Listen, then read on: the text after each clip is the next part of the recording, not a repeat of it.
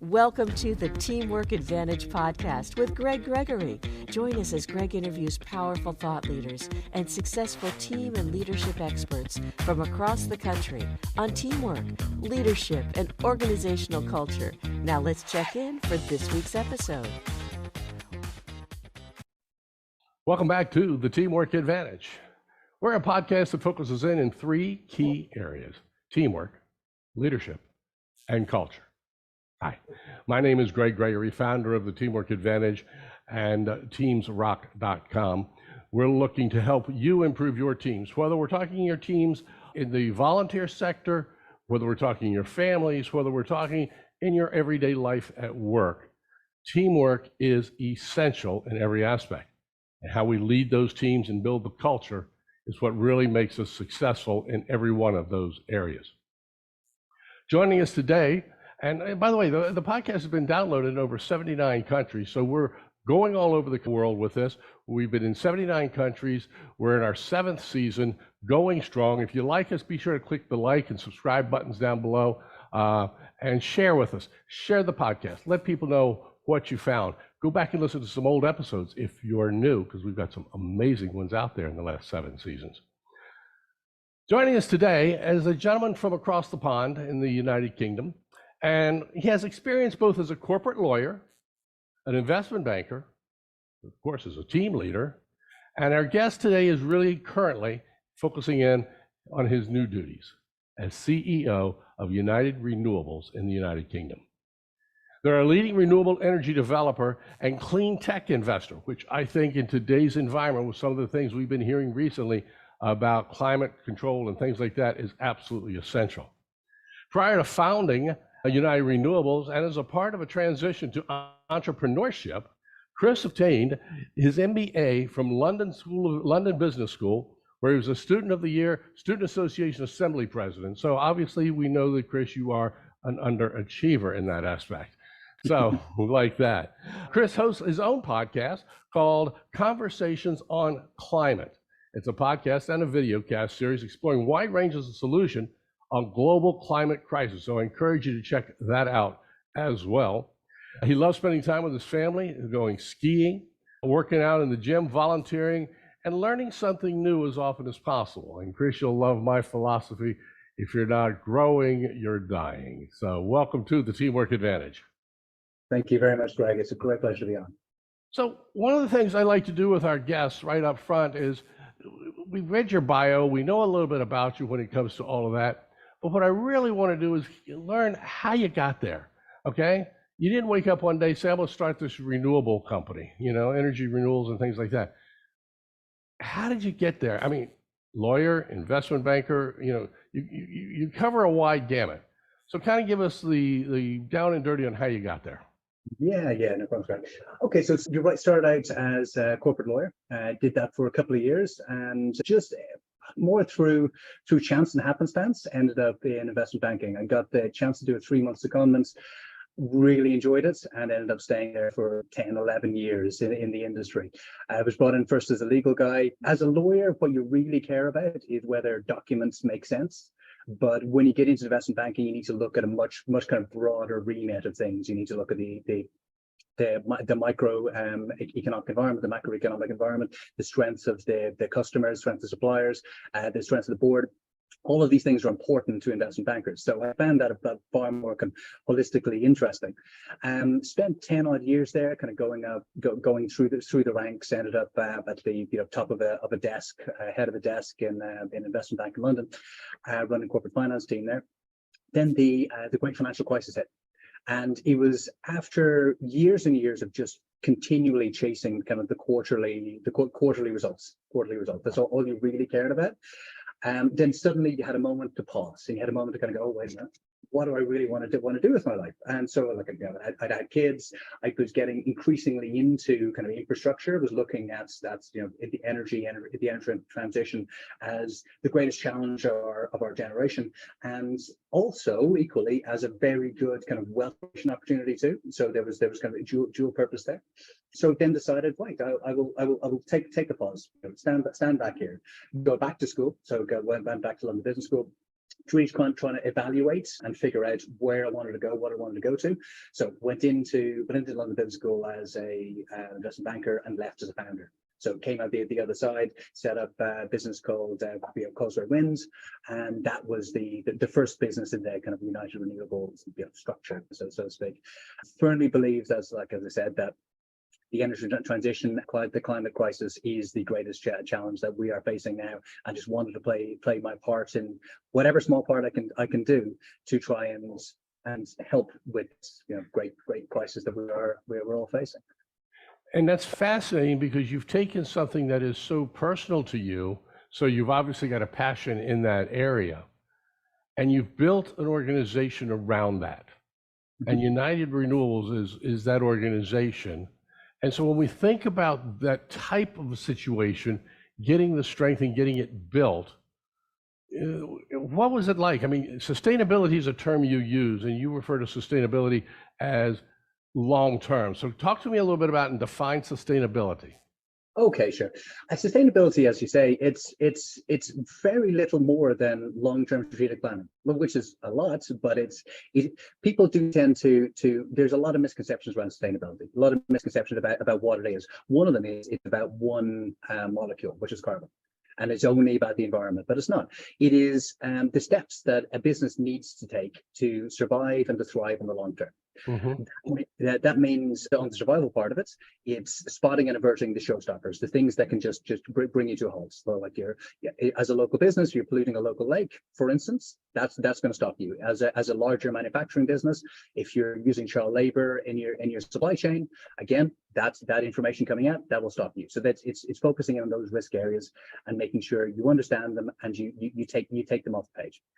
On the long term, the thriving part of it, a recent McKinsey study showed that you can receive a 47% increase in revenue from thinking long term over an extended period.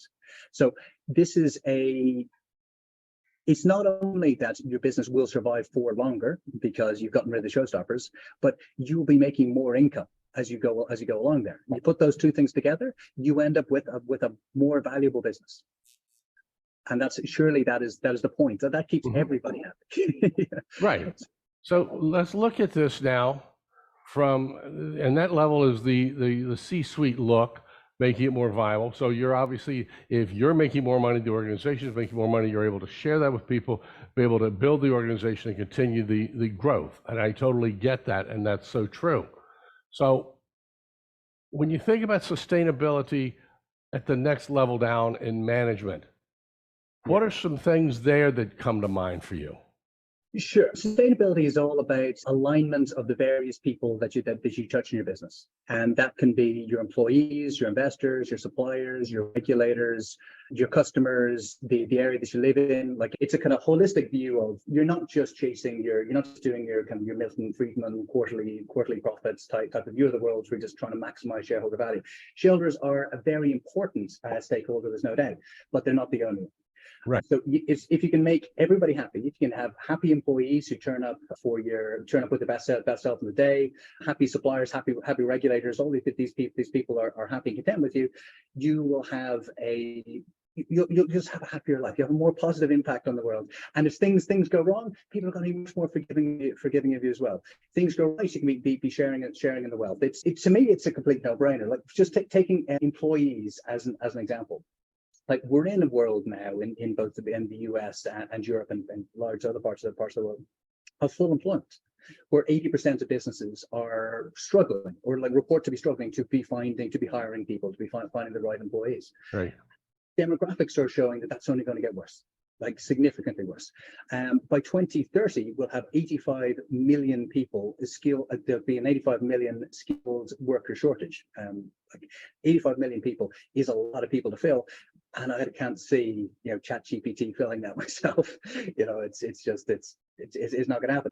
And two-thirds of those guys and girls are going to be millennials and Gen Zs. And millennials and Gen Zs have got a different view of the world and different priorities than our generation.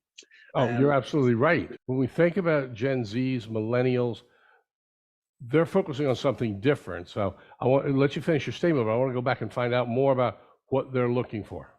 For sure, for sure. So if again, like there's just give you a few stats, and that's not don't be kind of inundating on stats. But for the first time, as far as these stats have ever been pulled together, you've got a majority of people within the millennials and Gen Z, this generation, who are prioritizing purpose over money. So 42% of millennials and Gen Zs will be saying that they will choose purpose rather than dollars. Only 38% say that they have dollars over purpose, and 20% say it's equal. So do those sums. You've got 62% of people who say that at least it's equal. That at very least, purpose is equal to $2. And more people say that, and 42% of people say purpose, that they will actively sacrifice money for the sake of purpose. Now, the 38% of people who want to go for the dollars, they're the kind of you sign your deal with Goldman Sachs. You understand what they're demanding of you. You understand you're going to be giving up your weekends, and that's what's important to you, and that will always remain an important demographic. But if you want to be tapping into the 62% and not having to pay Goldman Sachs salaries, what you need to be doing is trying to be moving in and intrinsically motivating people. So trying to get people who are motivated by the job, by the satisfaction, by the employment, by the purpose of what they're doing, as opposed to just purely dollars. And that's fascinating, because when you look at it from the dollars and the purpose point of view, then you take it to the other aspect.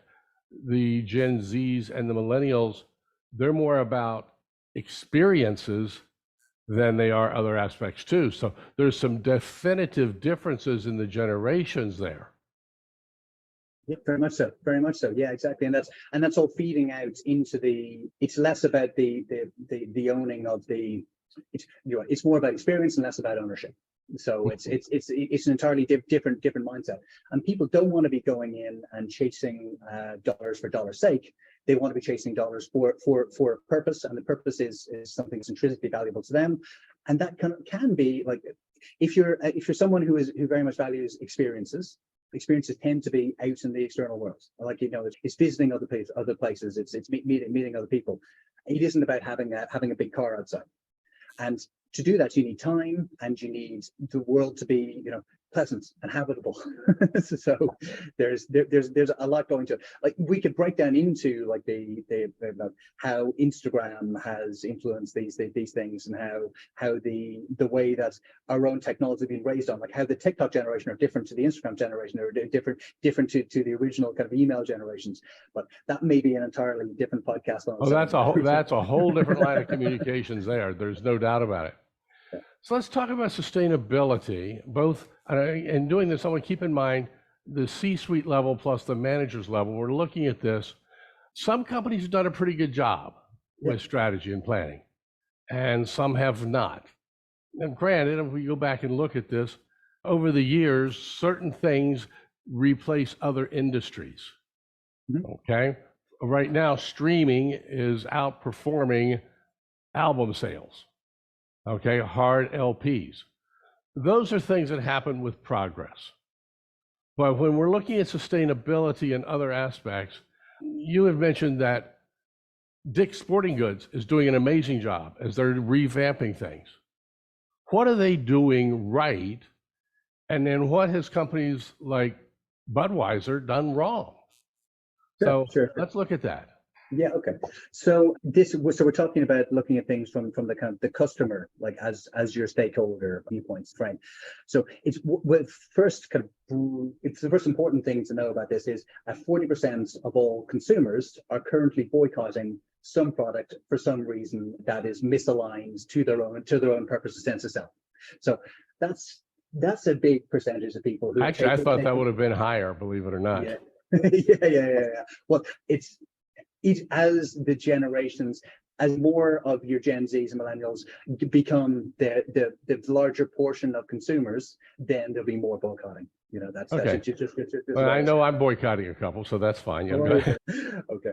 Okay. Taking Dick's Sporting Goods now, it's a really good example of it's taking on a difficult subject, which is going back. It's a gun control subject. So the CEO of Dick's Sporting Goods is a gun fan. He's a gun guy, but he saw high school shooting, And he went, no, I can no longer have any part of this. As it turned out, the gun wasn't actually bought at one of the stores, but the guy who did the shooting had a different gun bought in the store. And he just took the view and said, no, I'm not. I can't be doing this anymore. Went into his board said, whoa, like this is going to cost us 250 million. And he also had the advantage that he controls 2/3 of the shares.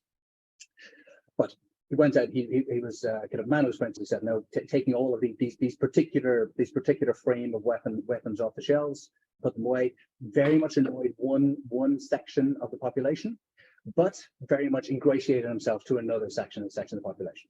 So he stood on his principles, he was very clear on what he wanted, and he was rewarded by being, you know, unambiguous. So his share price went up 14%, even though he was writing off $250 million in sales from his top line. So it's quite a remarkable way. You wouldn't expect there, if you're taking a decision that takes away a material part of your top line, that it actually positively impacts your share price, but it did. That's amazing, because then you start to look at Southwest Airlines in their growth days did the same thing. They continued the growth at a very steady pace, as opposed to the good years growing exponentially. They built it very much so. The shareholder said, no, let's go bigger. Herb Keller says, no, let's not. Tylenol in 1985, when they had the problem, they said, take it off the shelves worldwide. Everybody else says no. So those are decisions that are made, I think, of what you're saying, not necessarily specifically about the dollars and cents, but about what is the right thing to do.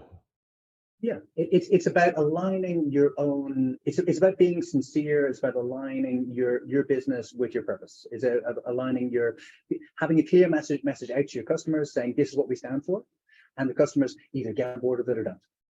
And if you get on board with it, there's going to be more loyalty. And if they don't, well, they don't. And that's okay. But it's not trying to be all things for people. It's trying to be true to yourself.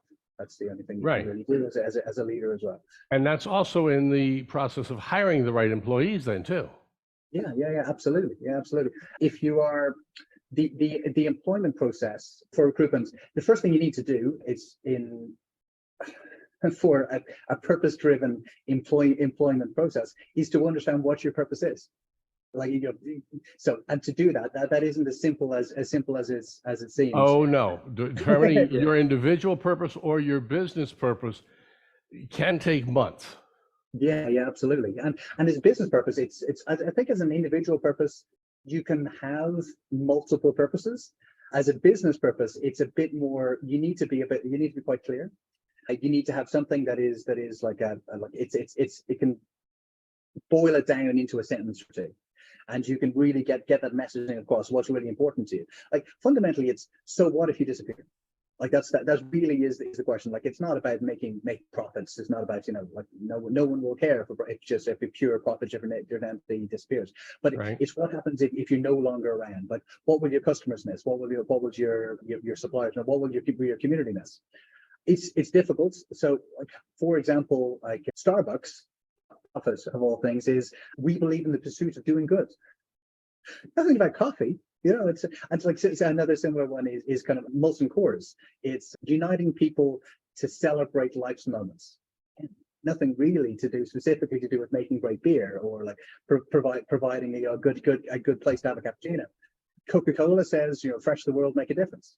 Like it's not about, you know, making sure we're all buzzed up on caffeine all the time, which is probably more appropriate. That even goes to a lot of the, and I want to pick on it here in the US primarily for a moment, the Super Bowl ads and the commercials that they do are not necessarily about selling their product or service. It's about creating a moment and making you feel good, creating an experience in that 30 or 60 seconds. Absolutely, yeah. It's about creating an emotional bond, and that's really important, because it's, again, a corporation is an inherently unlovable thing. You know? So it's the people in there and the purpose that the people are working towards that makes it something that you can feel some emotion for, feel some loyalty towards. Like you need to kind of keep it simple, you know, and have clear messaging out there that says, this is what I stand for. And this is why I'm going to be, this is why I deserve to be in this role. This is why I deserve you to be my customer. This is how I'm going to be helping you. It's how I'm going to be helping the community. And you don't want to be the guy, the business that is the one who is like polluting a local lake. If you do that, there will be nothing, unless it's a complete accident and you've built up these relationships over time that people trust you. In that case, yes, you can make mistakes and people will be forgiving of them. If you're a company that has no purpose, that's just out there to be, and you end up losing the lake because you've been cutting corners, because you've just been chasing that quarterly profit, you're not going to make it through too many quarters because something's going to trip you up. Mm-hmm. So let's look at this again from not necessarily the global perspective of the organization, but let's look at it from the employee's point of view, the manager's point of view. How can managers, directors within organizations, not in the C-suite, how can they help the organization keep this sustainability going? What do they need to try and do? Right, yeah.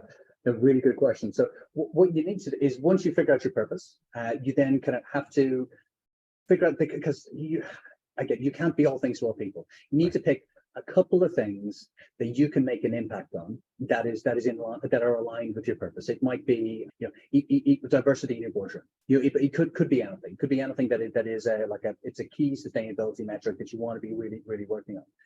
But to figure this out, you need to go out and talk to your employees, talk to people around you, figure out what they are really, what they believe your company is all about, how they think that what they think you stand for. Pull it together, try and get okay. Going back one more step, the first thing you do is try and find those showstoppers.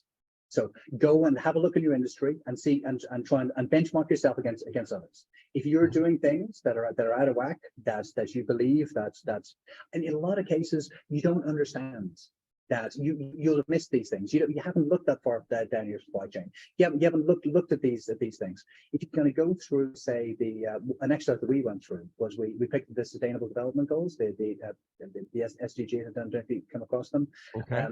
The United Nations about kind of 10, 11 years ago put together a list of 17 different goals that companies and countries and individuals need to be looking at for society to maintain itself in the long run. And like part of it is fair education, part of it is living wage, part of it is looking after your oceans, part of it is it is everything about about the ways that the humans live and breathe and exist on the planet.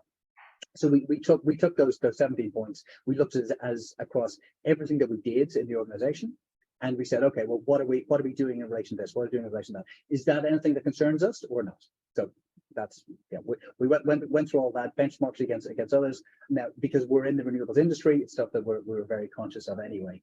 So we didn't find too many hard misses in there. But for example, like going back to Nike back in the day, where they had child labor, children making their trainers. It was a huge issue for them. They dug in, they found that this was happening, and they took very strong action to say, no, this is not acceptable. They turned around, they took it from their supply chain, and they made a big virtue of saying, we found this was happening down with our subcontractors, we've now stopped it, and they then became heroes for doing it. If they hadn't have taken that proactive action and it had been discovered that they were doing this, it would have been a major. It could have ended. So it's taking that kind of proactive action to find things that can end you. And you find a couple of things that you really want to focus in on, and then you need to embed it in the organization. So you need to embrace the complexity, define what you're doing, communicate it, measure it, and report back often. Okay. So like every kind of 3 or 6 months, and say, well, this is what we said we do. This is how far we've gone along the track. Can you help us? Can you move us along? Celebrate the successes, explain and ask for help on the failures. And that, it does take some humility from the management and CEOs to say, listen, we've come so far.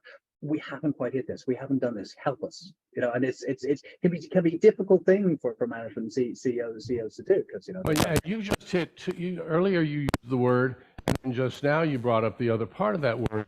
You talked about trust earlier, And then you just now talked about being vulnerable and being humble.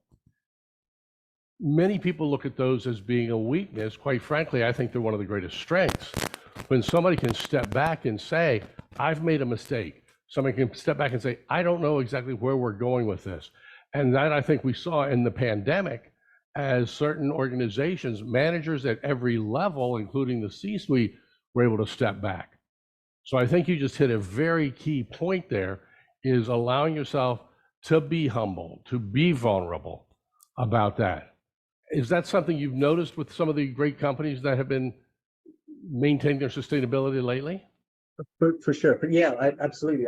You can, if you're prepared to accept you've made mistakes and go back to do it. Just want to make one point on that. One of the most powerful lessons I've learned as in any leadership role is it's your job to be right at the end of the meeting, not at the start.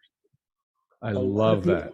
A lot of people get it wrong around. They come in with the idea and they want to try and persuade. That's not, absolutely not. You're in a meeting with people. You take the information. Your job is to be right at the end, not at the beginning.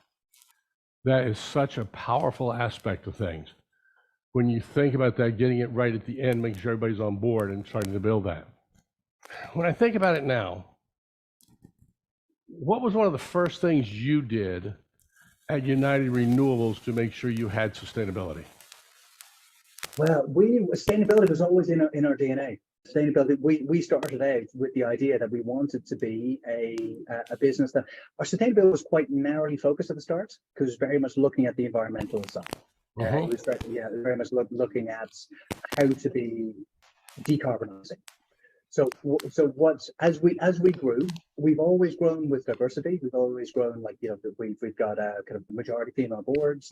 We've got people from all communities. Like we could absolutely all communities within the island context. We make sure that we look at all aspects of in every operation that we do. We look at the sustainability implications of it. So, for example, recently we were putting out our RFQs, request for quotations. So, and we wrote them with taking out the pure financial frame and asking about, what's your carbon footprint? How much carbon do you produce in getting this particular material to us? What is your supply chain look like? Where do you get your materials from? Like asking the difficult questions that they need to come back and think about themselves. So they then go away and they have a look at their own supply chain and kind of go, well, are we like what is our impact on the planet? The positive or negative to go along. So we can be making impacts down a chain by taking responsibility ourselves and kind of being role models ourselves as well. So we do like to talk as much as we can about sustainability, which is why I do things like this, and environmental aspects. But sustainability is not purely about the environment. It's about the world being here for our children and our grandchildren and our great grandchildren. Right. There's an awful lot more to it than just carbon. So. Right. Oh, absolutely. And asking those difficult questions are questions that stopping to think about the difficult questions. When we have to ask those difficult questions, those are questions that were not even thought about 10 years ago, much less 20 or 30 years ago that we'd ask. Whether we're talking about the environment or ecological or anything of that nature, there's so many other things that we now have to think about and asking those questions, regardless of the industry that any of our listeners may be in. Is that right? Yeah, absolutely. It's these things go in cycles. They go in long cycles. Like we've been living in a world of Keynesian economics, where shareholders have been the number one and only priority, and that's been in the place for like 30 odd years. Chicago school type economics, where you don't count the natural environment, you don't count really anything other than quarterly earnings. But if you go back through various points in time before that, the whole economic framework was much more inclusive, and it was counting all of these things. And the starting point of economics right now is that human happiness is derived by a consumption function. It's derived by your ability to consume and society's ability to give you stuff to consume. that wasn't the way it was. Well, in economics 60, 70 years ago, you've got a much kind of broader view of the world, that utility is derived from all sorts of other things. Like it's like having nature is something that gives you happiness. You can't put a price on it, but it does give you happiness. It does give you well-being. Having like clean air, having like time to yourself. It's not all about dollars and cents. Right. It's a relatively recent construct that we started to think like this. And we look at it in some aspects. Some companies right now, some of my clients are even having days where they make it a pet-friendly day or a pet-friendly office, so they can bring their pets to work. They have a bird sanctuary out in the yard. They do things to revive the environment, so they're looking at that. So all these companies are doing things to really engage the people more. Love it. So that brings me to the question: what can leaders, not necessarily senior leaders, but what can leaders do? What can a manager of a team do to communicate their commitment to sustainability for their organization? Whether their organization is environmentally in there, or whether it's a manufacturing, or whether it's a service-related industry, okay? What can the managers do? And then tag on to that, when we look at transparency, that's a big word used today around the world.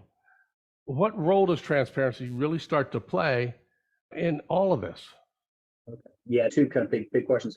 But the kind of simpler one is how to make your employees kind of feel more engaged with it.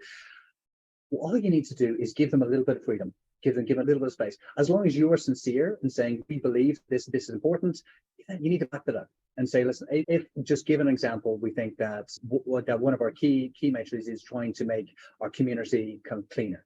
Give people time to go to, or you want to make kind of education, because it's not another one of these, like it's a good sustainability goals. People need education.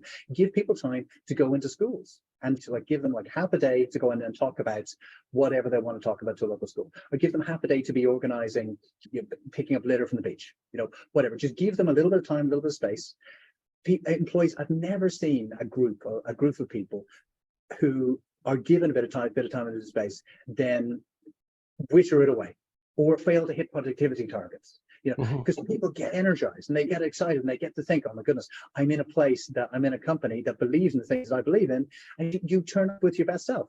And so you're more productive during the day. It's a win-win for everybody. Absolutely. You get a couple of things happen there. From a psychological point of view, you get their brain off of doing their work, so all of a sudden that part of the brain gets a little bit of a rest. And so you go out for half a day and you come back, they're more involved. You start to build a team, you start to build a camaraderie around things that are out there, and people say, but we're losing all that productivity. You're really not. Exactly. Really not doing that. Yeah, so that's actually a great tool and an idea for getting people to be more engaged, is getting your organizations for whatever your people. So going down a path here, would you recommend that managers say, what are your personal projects? What are the things you want to do with the environment? What are things that you are passionate about outside of work? Would that be a good question to ask the team? Yeah, 100%. And then figure out, because if you're talking to 100 people, you might get 100 different answers. So you need to try and pare it all down and say, okay, well, what can make kind of most people get behind, and pick one or two things, and then just get a couple of advocates, a couple of people, the most passionate folks who are into this. Give them a bit of time, bit of space, bit of freedom, and give people time to go and do this. Like it costs you very little. It can make a big impact on morale. It can make a big impact on motivation, and make a big impact on the community. If you make a big impact on the community, you get benefits back as well. So like you can stack it up as a pure business decision as well as just simply being the right thing to do for your employees and your staff. I'm going to ask you to put a hat on that you probably had on when you were going in your entrepreneurship learning mode. But I want you to put your hat on and think about 1 year and 5 years and maybe 10 years. Right. Futuristically, where do you see businesses having to change in order to stay sustainable? Right. Sustainability is not, that's one of the big kind of misconceptions, but one of the big misconceptions about sustainability is that it is it's a snapshot, it's a destination. It's not, it's a process, it's a journey. Mhm. Like the 5 to 10 years, it is a journey. You need to be sustainable, short term, medium term, long run. You should short term, like the 1 year goals can be kind of quick and easy to try and get people embedded into the idea, into the mindset. So the first thing you need to do is get rid of those showstoppers. 100%. You don't get rid of the showstoppers, you stop. Yeah, but then do the easy wins, like the quick and easy things, like do your like waste management, energy efficiency, those things that have got an immediate kind of bottom line impact, and people can see that, well, if we were doing something that's wasteful, it's now less wasteful, it's good for profit, but it's also good for sustainability purposes. Your 10-year goals can be much more ambitious, and the 5-year is like, it's a simple kind of, Yeah. it's a process. It's absolutely a process. It's the old expression that says it's not the destination, it's the journey. Yeah, for sure. And you never get there. Like that's the point. You should never be able to get there. Like if you get to the end of sustainability journey, you're gone. You're no longer it's kind of like the word perfection. You can strive to get there, but you will never get there. So in leaving, as we wrap things up today, what advice would you give managers of organizations today to help their teams or help their companies become more sustainable? The idea of coming with some of those great ideas at the C-suite, I love them. I think they're great. What about if we did it from a grassroots level? What are some things that you might tell a manager or an employee who's listening to this today? Because we don't have all C-suite people listening. We've got everybody at all walks of life. So what would you tell them that they should do? Yeah, well, a really important thing to do is, first, the C-suite, it needs to be sincere from the C-suite. And you need to be empowering people to be living up to those values. Yeah, but it's for people to believe that this is going to happen. There needs to be signals. There needs to be, like, for example, a CEO of a clothing business, Italian clothing business, I was talking to a couple of weeks ago, said what he did. They're in Italy. They're in Milan. They drink a lot of coffee, an awful lot of coffee. So what they did was they took all of their coffee grounds from all their machines, and they then grew mushrooms from these grounds, and they gave the mushrooms across to the staff. And like, it cost them very little, and it wasn't a particular problem that they were trying to solve, but it was just a signal, because everybody saw this was happening. Everybody saw these things were going, and everyone went, okay, so this is what we're all about. This is what our business stands for. And as people, as everybody kind of walking in and out of the, like, getting their coffees, seeing the mushrooms grow, taking them home, feeding them to their families, they understand that sustainability is important to this business. So they start to think about, well, how can I be more sustainable within the business? And the changes they've made down their supply chain in getting sustainability in the fashion industry, which is extremely difficult, are really quite remarkable. But what the foundation of it was, the first thing they did was, we need to be telling people. We need all of our employees to understand that this is important to us, and that's what they did. They just made that one thing, and it was a signal, and people understood this is important. That's interesting, because what in essence, if I'm going to recap what you just said, is the C-suite can give the ideas to the folks to come up with the idea to plant the seed, poor pun intended there, with mushrooms, but to plant the seed for whatever it is to help their organization be sustainable. And then embrace that and start to nurture that. Managers nurture it from their employees to the next level, and nurtures it all the way through. And as they start to do that, then the organization becomes more sustainable, and everything that they're doing for the long run, and then profits and revenues, of course, will follow behind that. Yeah, for sure. And like, again, no pun intended, but like, it is an ecosystem. Like, you need to understand the complexity of the ecosystem that you're in, and any good kind of manager or leader needs to understand, like, every business has got a system of complex procedures and processes and supply chains, whatever else. Mm-hmm. Sustainability is another part of that, and you need to be promoting that ecosystem. You need to be looking after and caring for, nurturing that ecosystem, and a part of that is trying to get information from the bottom up. And it's a good little good example. A kind of professor of mine at the business school, a guy by the name of Alex Edmonds. recommend anyone to have a look at. What he did as part of his PhD was he had a look at the 100 best companies to work for. It's a kind of well-known thing that's put it every year. And what he found was that if you're on this list, you've got somewhere between 2.5% and 4% of an increase of a higher stock price than your peers who weren't on this list. So you look after your employees, you empower your employees, you get a positive impact on your stock price. There's a major sustainability factor right there. Yeah, your people are everything. If you don't have your people, you don't have business. Yeah. Chris, this is fascinating to learn more about and learning everything else. Tell everybody about your podcast if people want to join in on that and listen to that as well, because that's about the environment. Yeah, well, it's called Conversations on Climate. And it very much started out as a podcast on environmental stuff, but we have very much kind of broadened out into all things sustainability and management and leadership as well. What we do is we talk to leading academics and business people. So every 2 weeks, 2 weeks leading academic, 2 weeks after that business person going on, and we talk about sustainability, ESG, climate change. I think it's really good, so please listen.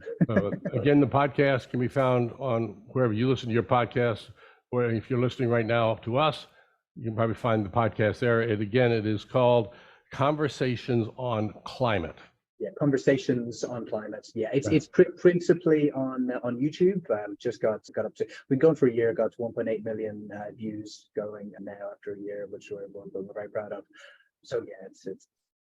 And I got to tell you, with the news that's come out recently about the highest recorded temperatures on average on Earth, these are things that if we want to talk about sustainability of our planet, we've got to look at this.